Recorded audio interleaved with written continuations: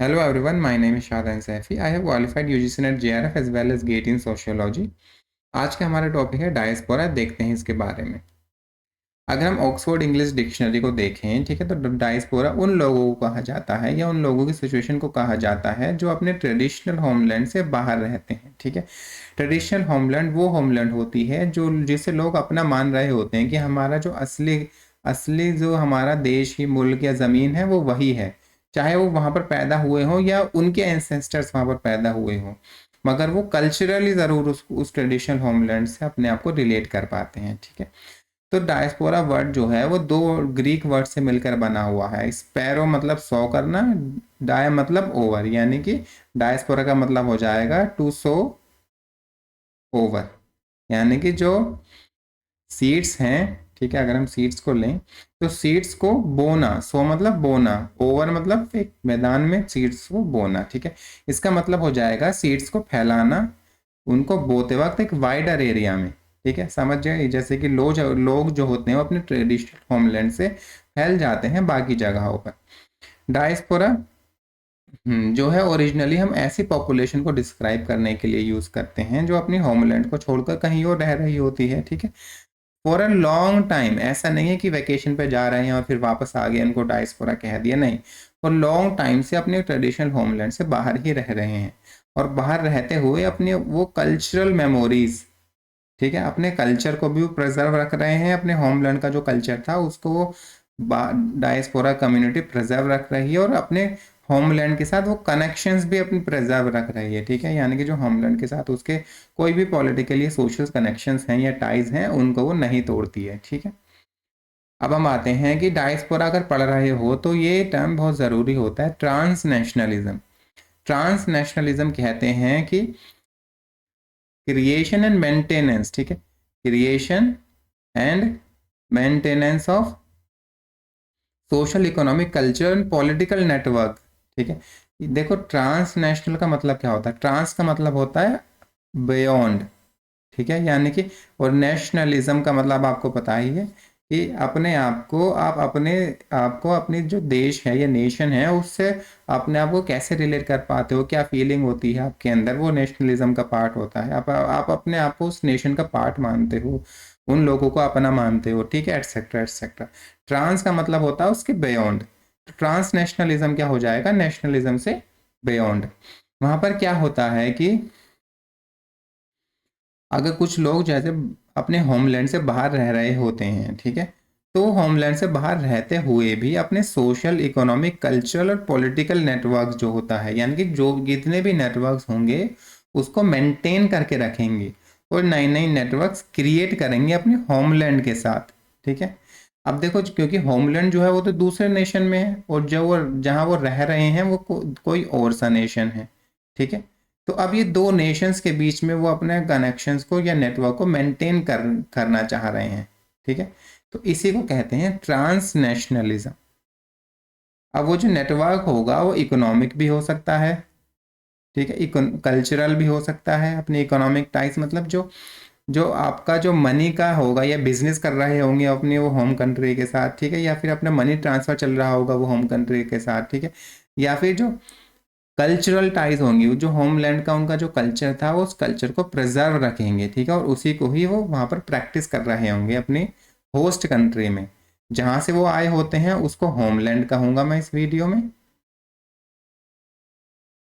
और जहाँ वो जा रहे हैं उसको होस्ट कंट्री। ठीक है, तो अपने जो होमलैंड का कल्चर है वो अपनी होस्ट कंट्रीज में भी फॉलो कर रहे होते हैं। ठीक है, और पॉलिटिकल नेटवर्क्स भी होते हैं उनके। ठीक है, यानी कि जो होस्ट कंट्री में जो लोग रह रहे हैं डायस्पोरा कम्युनिटी, उनके पॉलिटिकल टाइज होते हैं होमलैंड के पॉलिटिकल पार्टीज के साथ। ठीक है,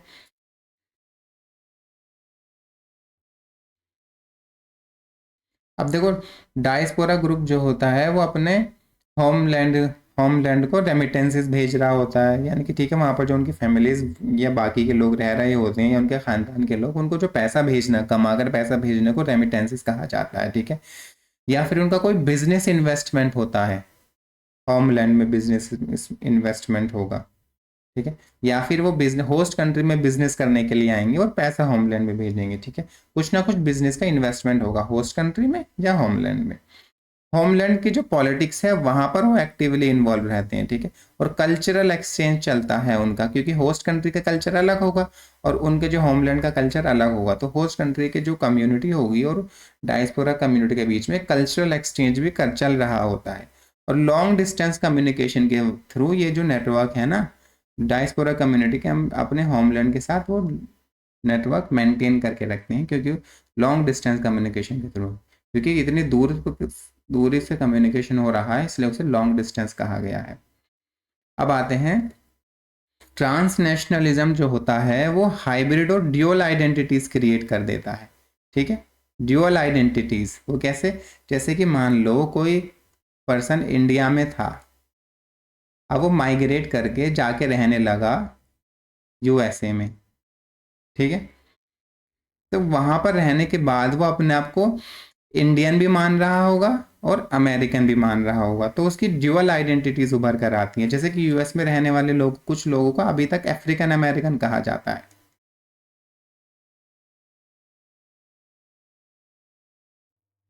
तो वो अफ्रीकन डिसेंट के लोग होते हैं जो अमेरिका में आके रहने लगे होते हैं, उनकी दो आइडेंटिटीज को एक साथ जोड़ा जाता है अफ्रीकन अमेरिकन वर्ड से। ठीक है, तो हाइब्रिड आइडेंटिटीज क्रिएट हो जाती हैं ट्रांसनेशनलिज्म में।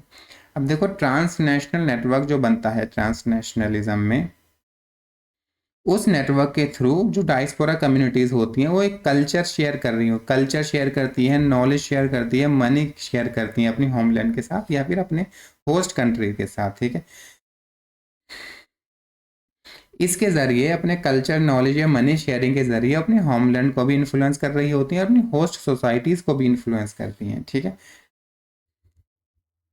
अब a group of people India से गए और ठीक है, और यूएस में जाके जो रह रहे हैं, वो वहाँ पर मान लो होली सेलिब्रेट कर रहे हैं। ठीक है, होली सेलिब्रेट करने और उनके साथ साथ जो वहाँ पर यूएस की जो कम्युनिटी वाले जो अमेरिकन लोग थे वो भी उनके साथ मिलकर होली सेलिब्रेट करने लगे।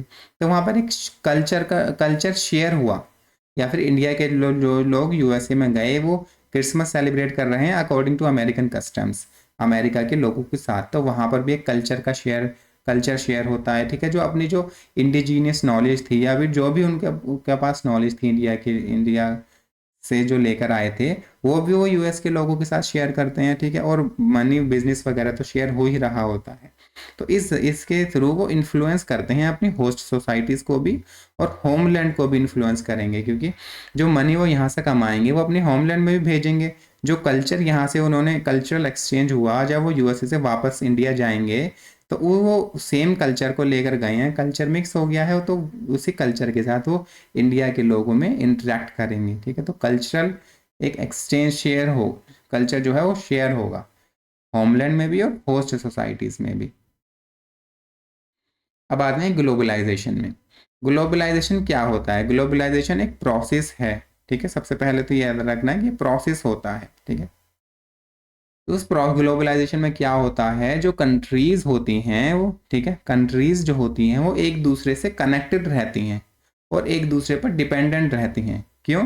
कंट्रीज जो हैं आपस में एक दूसरे से कनेक्टेड और डिपेंडेंट कैसे रह पाती हैं ग्लोबलाइजेशन में? क्योंकि उनके बीच में जो है वो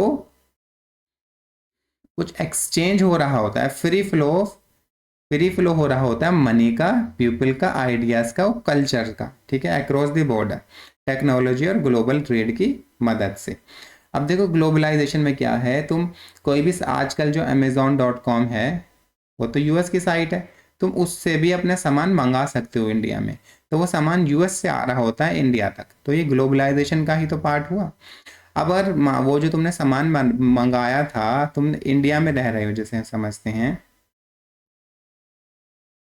तुमने जो सामान ऑर्डर किया है वो किया है यूएसए से, Amazon.com के जरिए वो आपके पास आएगा, और यूएसए के मैन्युफैक्चरर ने उसको मंगाया था चाइना से। ठीक है, तो यहाँ पर ये सब जो फ्री फ्लो ऑफ मटेरियल हुआ, आपका जो सामान है वो चाइना से पहले यूएस गया, फिर यूएस से इंडिया आया, ये सब पॉसिबल क्यों हो पाए? क्योंकि ग्लोबलाइजेशन हो रहा है, दुनिया में ग्लोबलाइजेशन है। जो कि मनी है, पीपल, आइडियाज या कल्चर या फिर मटेरियल जो है वो उसका फ्री फ्लो होता है। ठीक है। अब ग्लोबलाइजेशन का एग्जांपल हम कैसे देख सकते हैं कि आप सोशल मीडिया चलाते हैं, आप इंस्टाग्राम यूज़ करते हैं। इंस्टाग्राम के ज़रिए जो हमारे पास फ्री फ्लो ऑफ इंफॉर्मेशन आती है, हम कल्चर देख पाते हैं, यूएस में लोग क्या कल्चर फॉलो कर रहे हैं या फिर अफ्रीका में क्या कल्चर लोग फॉलो कर रहे हैं। ये सब क्यों हो पा रहा है? क्योंकि ग्लोबलाइजेशन की वजह से, ग्लोबलाइजेशन की वजह से जो आइडियाज़ हैं वो फ्री फ्लो कर रहे हैं। ठीक है। यूएसए की अफ्रीका से इंडिया तक, हमारे तक वो आइडियाज़ पहुंच रहे हैं। अब दूसरी ग्लोबलाइजेशन समझ आ गया।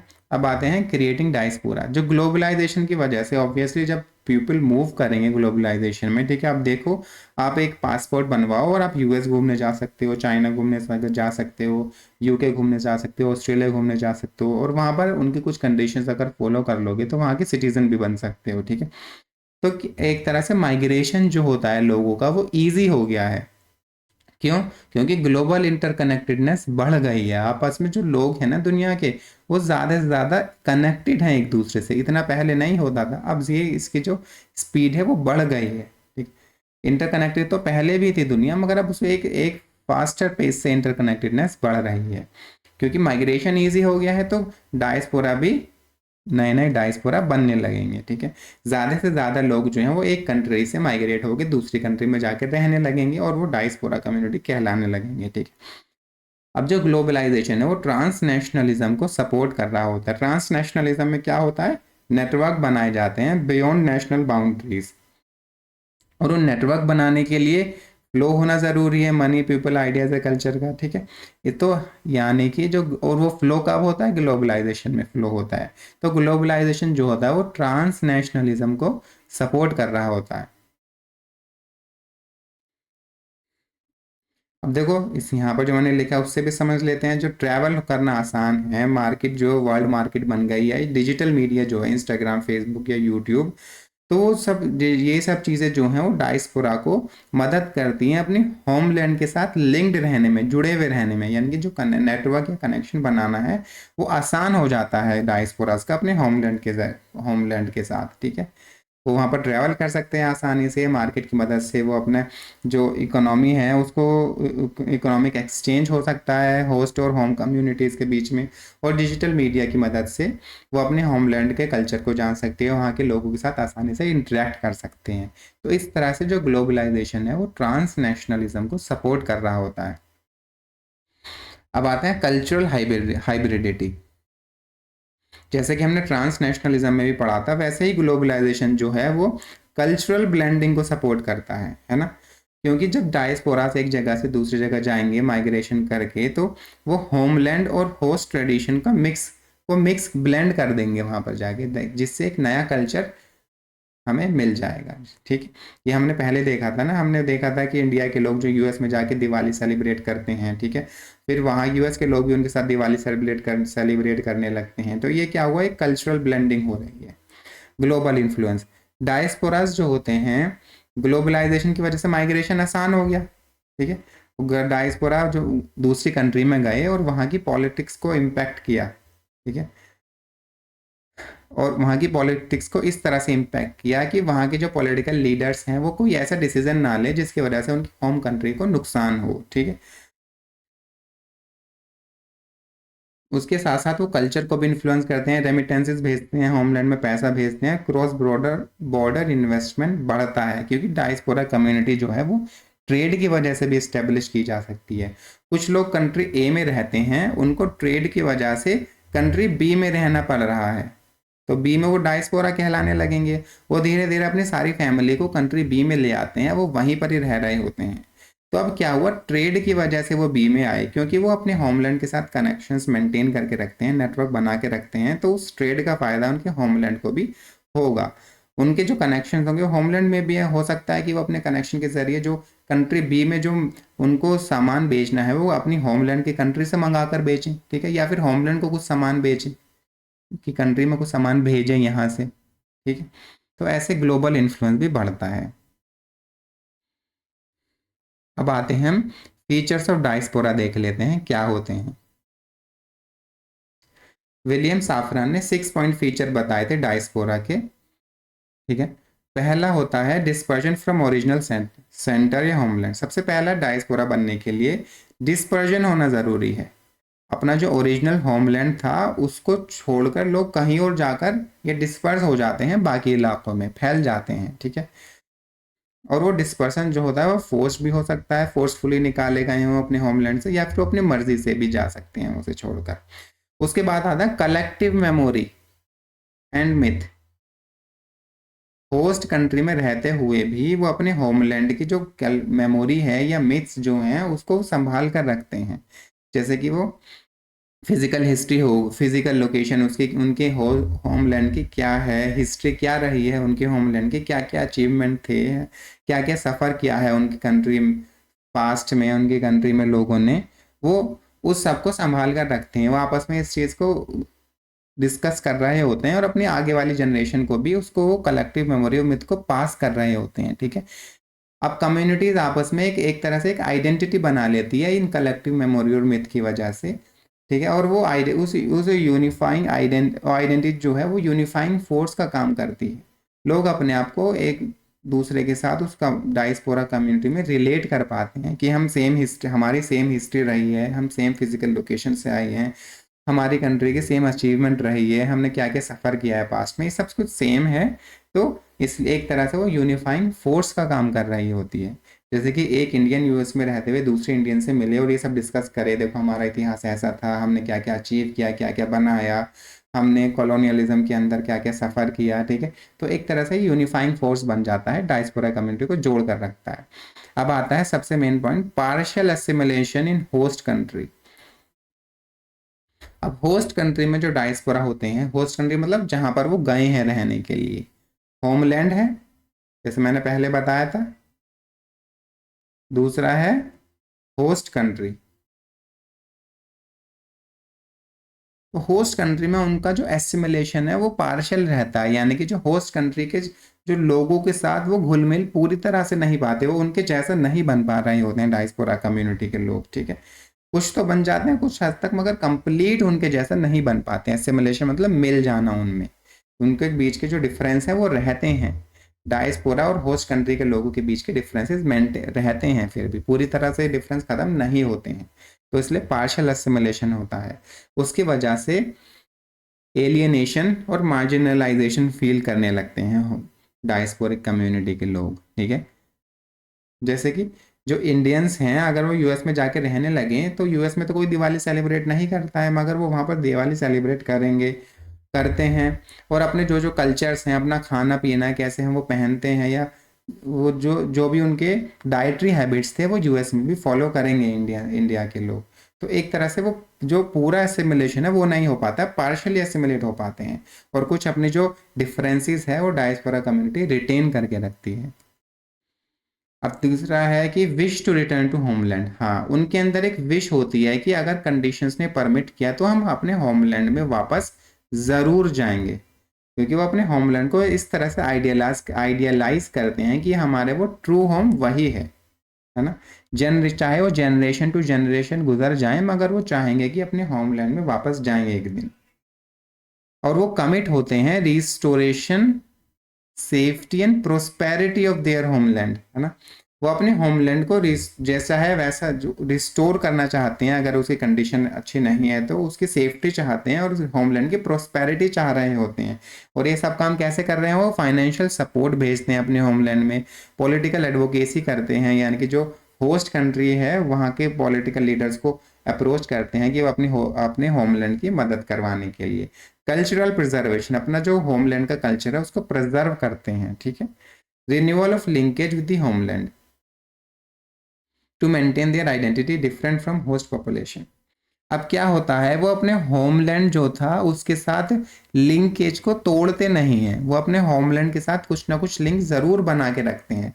या तो वो पीरियोडिकली वहाँ पर विजिट करते रहेंगे होमलैंड में, ठीक है, या फिर वहाँ पर जो उनके रिश्तेदार हैं वो रह रहे होंगे, या फिर वहाँ पर वो दोस्त बना रहे होंगे, या फिर वहाँ पर उनके पॉलिटिकल लीडर्स के साथ कनेक्शंस होंगे, ठीक है, कुछ ना कुछ लिंक होगा, या फिर उनका कॉमन कल्चर होगा। ऑब्वियसली होमलैंड से आए तो वो कल्चर को प्रिजर्व करेंगे, और वो कल्चर भी एक लिंक जोड़ने का काम करेगा।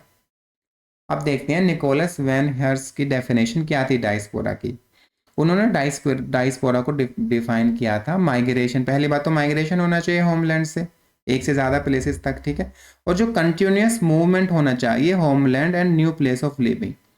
जो तुम्हारा होमलैंड्स था उससे आप माइग्रेट करके दूसरे प्लेस पे तो आ गए, मगर उसको विजिट करने जाएं या फिर फैमिली के कुछ मेंबर्स, जो यहाँ पर अगर 100 मेंबर्स थे उसमें से 10-20 मेंबर्स वापस से अपने होमलैंड में जाकर रहने लगे, ठीक है, एक फिर वो वापस से इधर दूसरे होस्ट कंट्रीज में आके रहने लगे कि वहाँ भी उनके रिश्तेदार हैं, या फिर यहाँ पर एक सर्कुलर मूवमेंट उनका चलता रहता है, या फिर वो विजिट करें, ठीक है, ये ट्रैवल करें, कंटिन्यूस मूवमेंट होगा डायस्पोरा कम्युनिटीज का। अब social, economic and cultural exchange होना चाहिए एक डायस्पोरा कम्युनिटी के बीच के लोगों के बीच में, या फिर अगर किसी होस्ट लैंड में एक से ज़्यादा डायस्पोरा कम्युनिटीज़ हैं इंडियन ओरिजिन की, तो उनके बीच में भी होना चाहिए, ठीक है, ये वैन हर की डेफिनेशन थी। अब रॉबिन कोहेन सबसे इंपॉर्टेंट है, उन्होंने कुछ टाइप्स ऑफ डायस्पोरा बताए थे अपनी बुक ग्लोबल डायस्पोरास के में।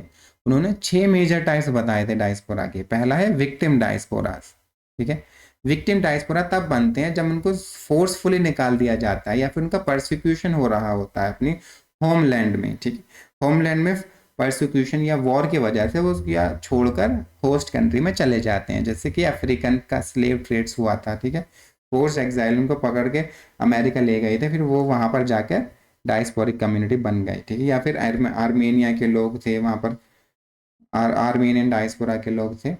अब दूसरा है कि लेबर डायस्पोरास, लेबर डायस्पोरास जो काम ढूंढने के लिए अपना होमलैंड छोड़कर कहीं और जाते हैं उनको लेबर डायस्पोरास कहा जाता है। इंपेरियल डायस्पोरास जो होते हैं वो कॉलोनियलिज्म और एम्पायर बिल्डिंग की वजह से बनते हैं, जैसे कि जो यूएस और ऑस्ट्रेलिया था वो ब्रिटिश एम्पायर के अंडर आता था, तो ब्रिटेन से लोग जो थे या फिर इंग्लैंड से लोग जो थे वो अब वो जाकर सेटल होने लगे यूएस में या ऑस्ट्रेलिया में, वो सेटल होने लगे, ठीक है, और वहाँ पर जाके उन्होंने डायस्पोरा कम्युनिटी बना ली, तो इसको कहेंगे इंपेरियल डायस्पोरा। उसके बाद ट्रेड डायस्पोरा, जो अब ट्रेड करने के लिए, कॉमर्स या ट्रेडिंग नेटवर्क बनाने के लिए वो अपने होमलैंड को छोड़कर दूसरी कंट्री में जाकर रहने लगते हैं, जैसे कि इंडियन ट्रेडर्स आपको मिलेंगे अफ्रीका में, ठीक है, या फिर चाइनीज़ ट्रेडर्स को में साउथ ईस्ट एशियन कंट्रीज़ में मिल जाएंगे, ठीक है, जो डायस्पोरा कम्युनिटी बना लिया है वहाँ पर वहीं रहते हैं वो लोग।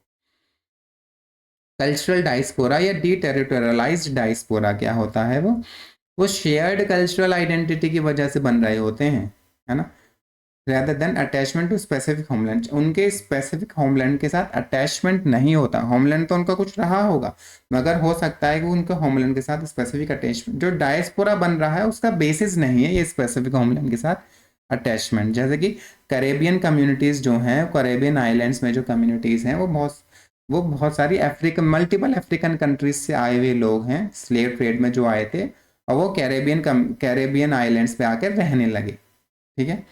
अब वहाँ पर क्योंकि वो स्पेसिफिक होमलैंड से तो बाउंड नहीं है उस कम्युनिटी, डायस्पोरा कम्युनिटी के लोग, मगर उनका जो कल्चर है वो सेम है, ठीक है, उन्होंने एक सेम कल्चर बना लिया है अपना, तो कल्चरल आइडेंटिटी उनको जोड़ कर रख रहा है ये एज अ डायस्पोरा कम्युनिटी, ना कि होमलैंड के साथ अटैचमेंट।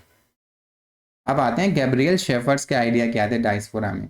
गैब्रियल शेफर ने कहा, ने स्टेट लिंक डायस्पोरास की बात करी थी। स्टेट लिंक डायस्पोरा क्या होता है कि जो कुछ ऐसे डायस्पोरा जो होस्ट कंट्रीज में तो रह रहे हैं, ठीक है, और वो अपने आप को होमलैंड के साथ भी टाई कर रहे हैं, यानी कि नेटवर्क बना रहे हैं, है ना, और उन यानी एक तरह से हम सिंपल लैंग्वेज में समझे कि जो होमलैंड जो है उनका, वो वहाँ से उसे छोड़कर अपनी होस्ट कंट्री में तो आ गए हैं, मगर होमलैंड जो है वो उनका अभी भी एग्जिस्ट करता है, वो एक प्रॉपर नेशन स्टेट है, ठीक है, और वो ग्रुप जो है वो उस नेशन स्टेट में मेजॉरिटी में है, उनका स्टेट पहले से है, वो चाहे तो अपने स्टेट में वापस जा सकते हैं डायस्पोरिक कम्युनिटी।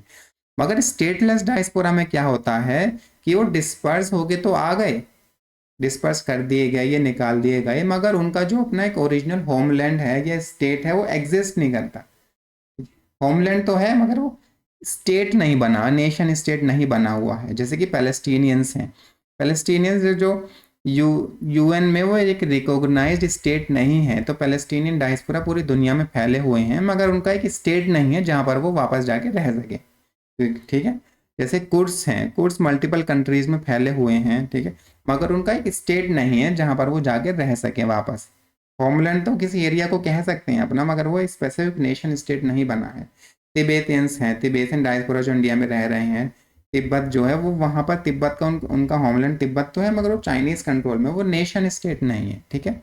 स्टेट लिंक डायस्पोरास के पास ऐसे डायस्पोरा जिनका एक नेशन स्टेट या स्टेट होता है, ठीक है, और स्टेटलेस डायस्पोरास का स्टेट नहीं होता।